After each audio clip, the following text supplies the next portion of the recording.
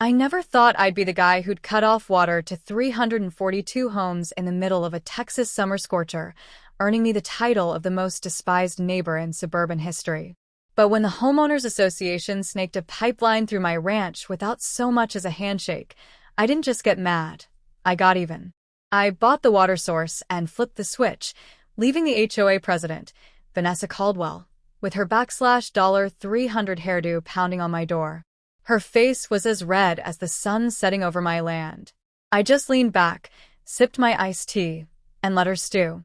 This is the story of how I went from tech nerd to rancher, locked in a war that would make headlines. And, trust me, it's a wild ride. My name's Nathan Carter, and my life was once wired to Silicon Valley, where I spent a decade coding software to track shipping routes. It wasn't sexy, but it paid the bills and kept my brain busy. That all changed when I got the call about Dad. Heart attack, they said. Gone before I could catch a flight to Texas. The funeral was a haze of strangers' faces and stories about a man I hadn't spent enough time with in his final years.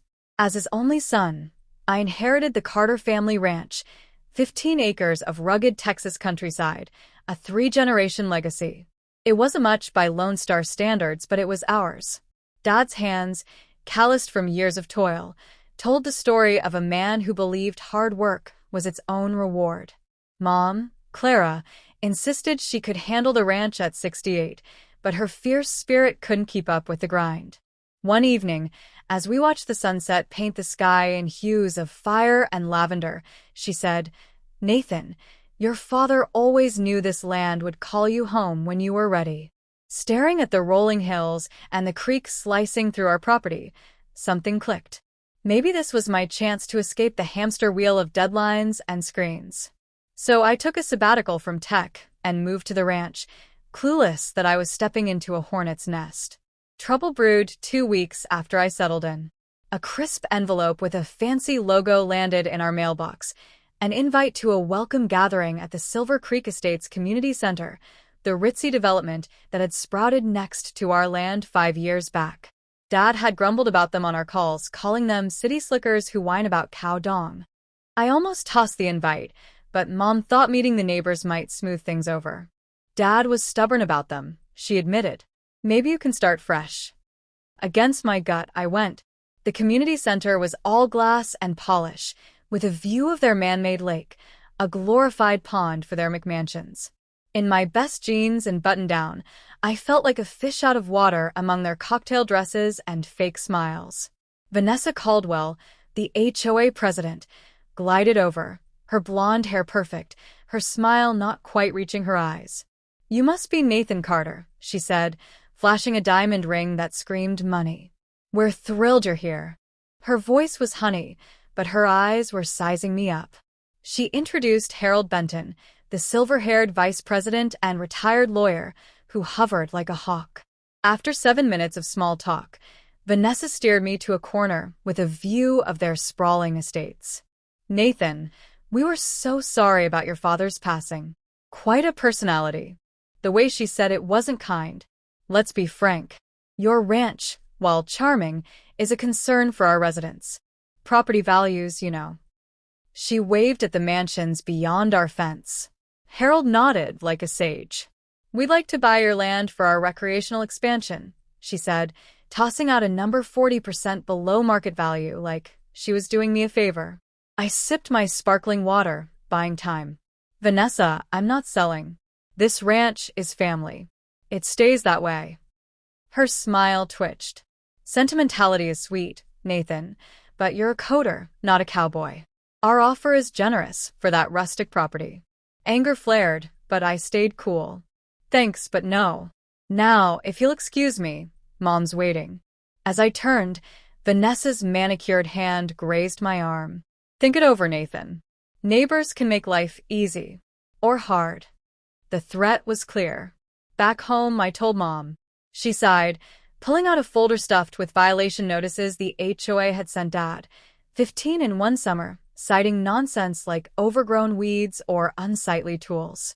Our land wasn't even under their rules, but they'd harassed him anyway. "They thought they'd wear him down," she said.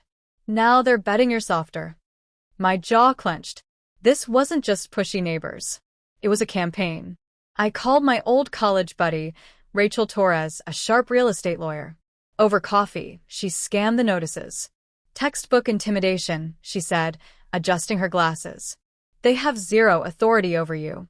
These are legally worthless. She warned me. HOAs could be relentless. What do you want with the ranch, Nathan? I paused. I'm not sure yet, but I'm not letting them bully me into selling for their golf course. Dad loved this place. Rachel nodded. Then let's armor up. Document everything. Resurvey your land. And check your fences. Rooms glare.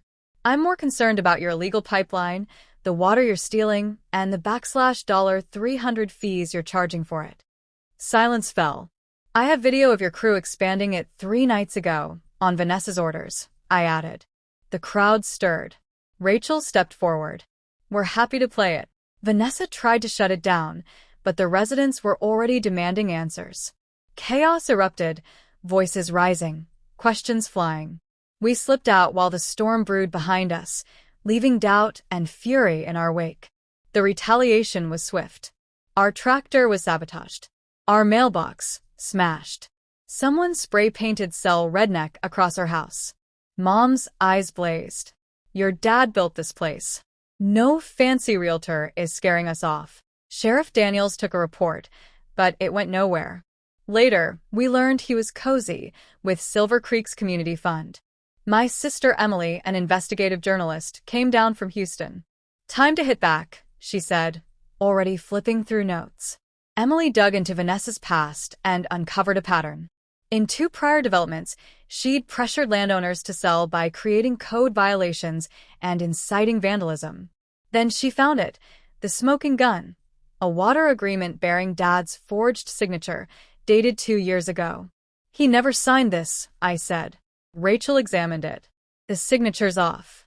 Totally wrong slant. Emily also found a county auction notice. The creek's headwaters, our water source, were up for sale. Whoever controls the source controls the flow, Rachel explained. If Vanessa gets it, she can cut us off or make us pay. Emily grinned. So, we buy it first. Mom nodded. Do it. Your dad would. Rachel put us in touch with Jim Larson, a waterboard chair who couldn't stand Vanessa. He couldn't act directly, but he gave us the roadmap. We formed an LLC to hide my name and placed a $45,000 bid on the Rocky Spring. Most people thought it was worthless, but it was the key. The sale went through. No other bidders. Vanessa didn't find out until the ownership change hit public records. She went ballistic, demanding to know the buyer's identity. Jim stonewalled her. Her goons kept pushing. Mom was harassed at the store. Greg's crew showed up again, tools in hand, trying to extend the pipeline. Vanessa labeled us hostile actors at an HOA meeting and slapped every resident with a $500 legal defense fund fee. She even threatened eminent domain, a hollow threat meant to scare us. Emily's exposé, videos of the pipeline, the forged documents, and the environmental damage, was ready to release. But Vanessa moved first. Jim called with a warning. Vanessa filed permits to legalize the pipeline, using the forged agreement as justification. Then Greg's crew cut our fence again. Sheriff Daniels just shrugged. Civil matter. Enough was enough. I own the spring. It was time to act. Rachel's water attorney, Lauren Hayes, explained the law. I could regulate the flow for conservation and maintenance. That included temporary shutoffs to prevent illegal use. Mom gave the nod. Show them what happens when you cross a Carter.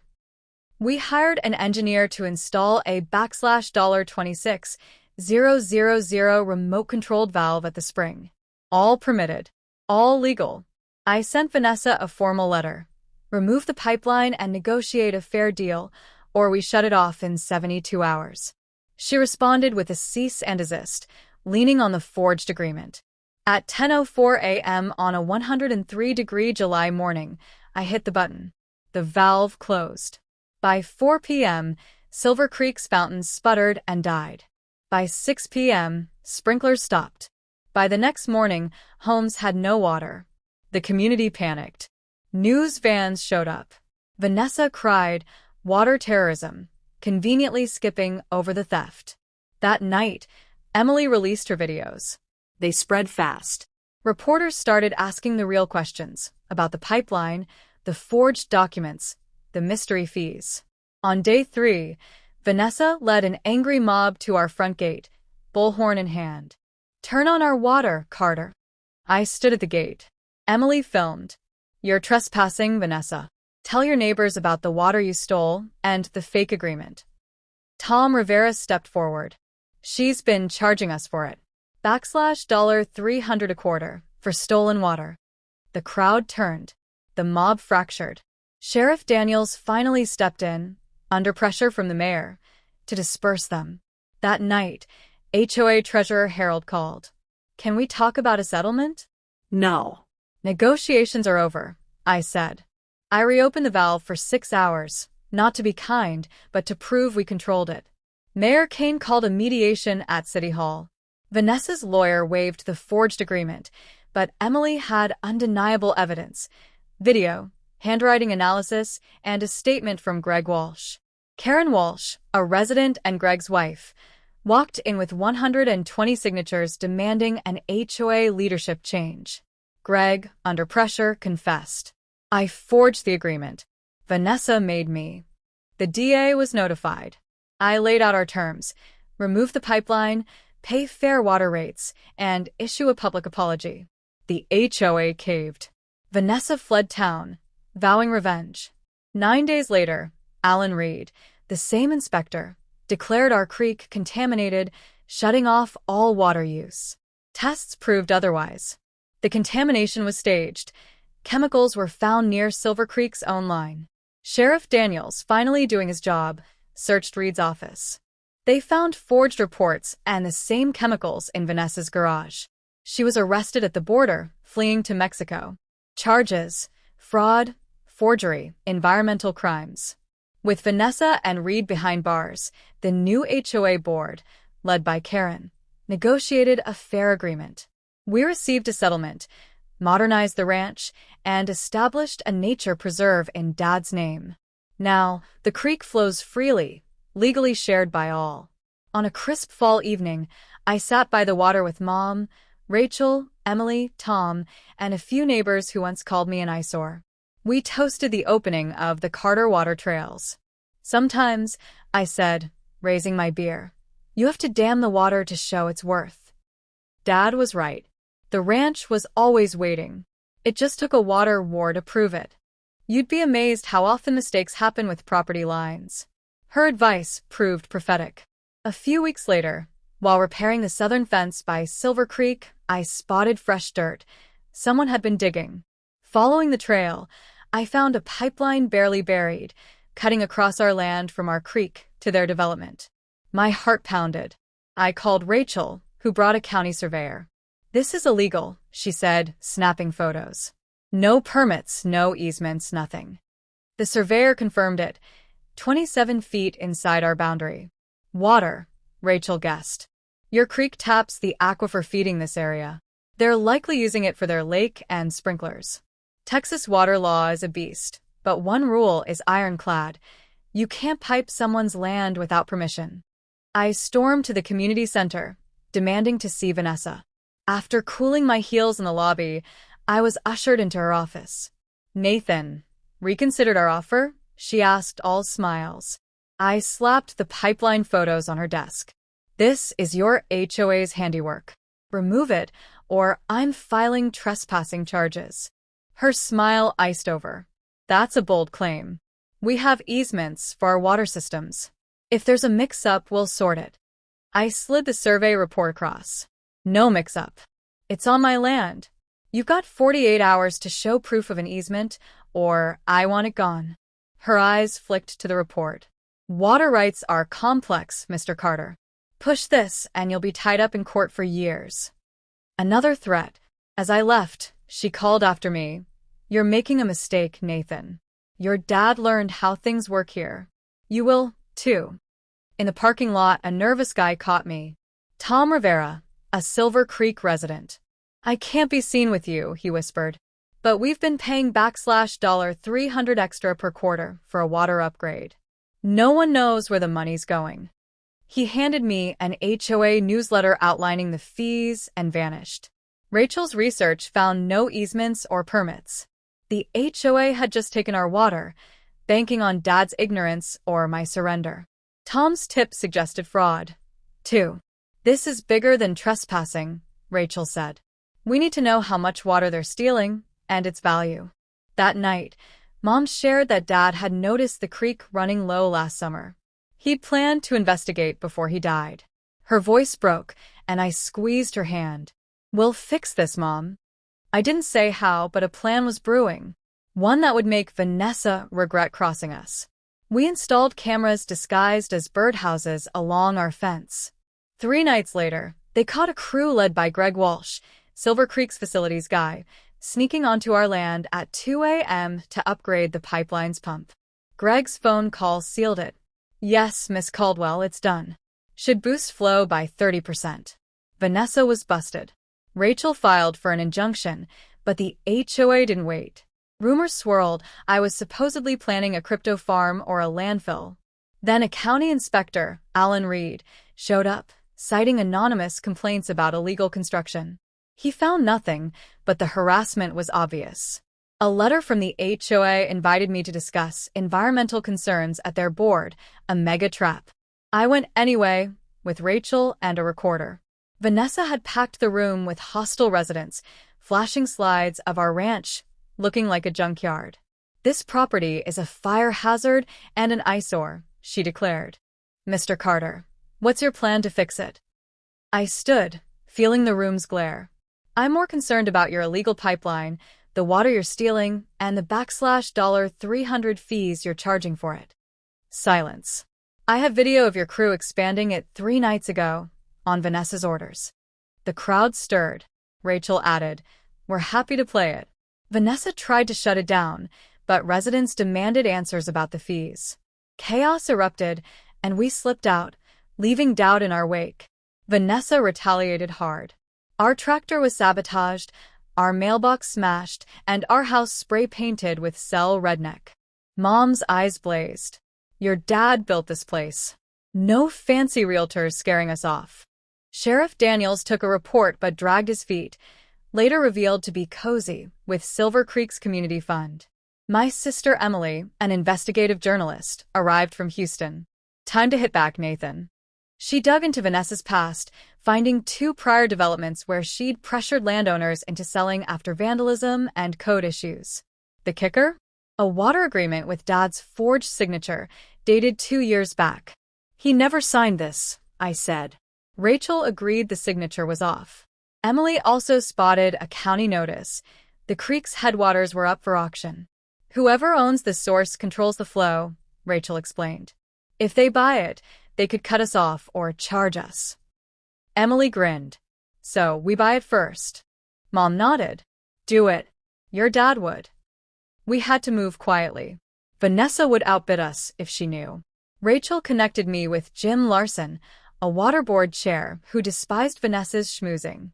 He couldn't help directly, but explained the bidding.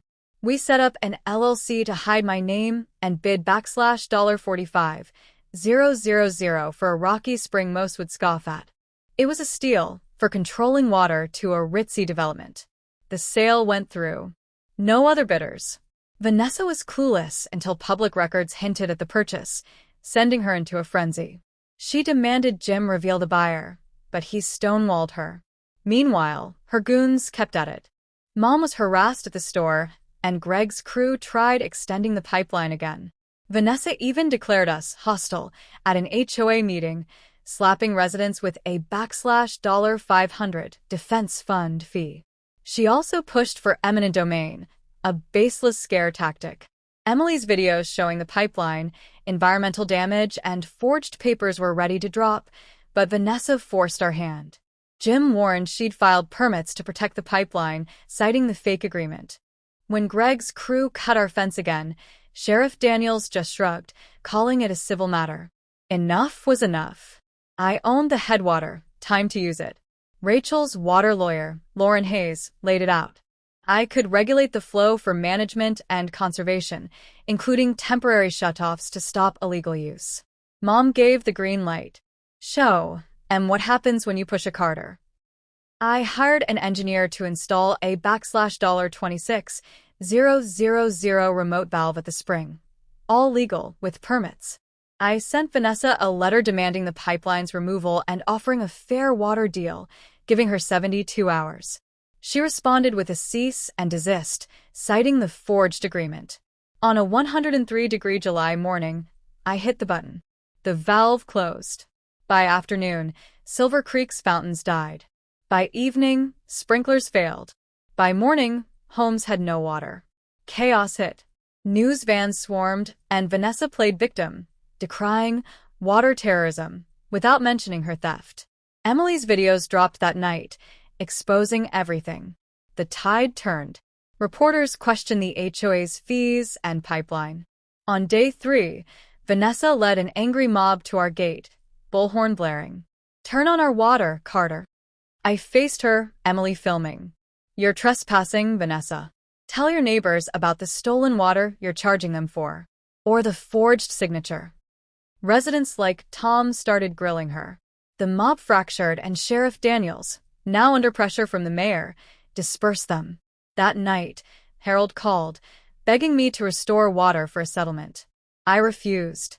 Negotiations were over. I cracked the valve for 6 hours, to show control, not kindness. At City Hall, Mayor Thomas Kane mediated. Vanessa's lawyer trotted out the forged agreement, but Emily's evidence, plus Tom's financial records showing Vanessa siphoned /$20,000, cracked her facade. Resident Karen Walsh stormed in with 120 signatures demanding an HOA probe. Vanessa's ally, Greg, confessed to forging the agreement. The DA was called. I laid out my terms: remove the pipeline, pay fair rates, and apologize publicly. The HOA caved. Vanessa fled, vowing revenge. She wasn't done. 9 days later, Inspector Alan Reed, her lackey, claimed our creek was contaminated, shutting off all water. Tests proved the chemicals were planted near Silver Creek's line. Sheriff Daniels found forged reports in Reed's office and chemicals in Vanessa's garage. She was arrested fleeing to Mexico, charged with fraud, forgery, and environmental crimes. Silver Creek's new board, led by Karen, struck a fair deal. We got a settlement, part of which modernized our ranch and funded a nature preserve in Dad's legacy. The creek flows freely now, shared legally. Vanessa and Reed are behind bars, and Silver Creek's a model of transparency. On a crisp fall evening, I sat by the creek with Mom, Rachel, Tom, and former foes turned friends, toasting the Carter Water Trail's opening. "Sometimes," I said, raising my beer, "you gotta dam the water to show its worth." Dad was right. The ranch was waiting. It just took a water war to prove it.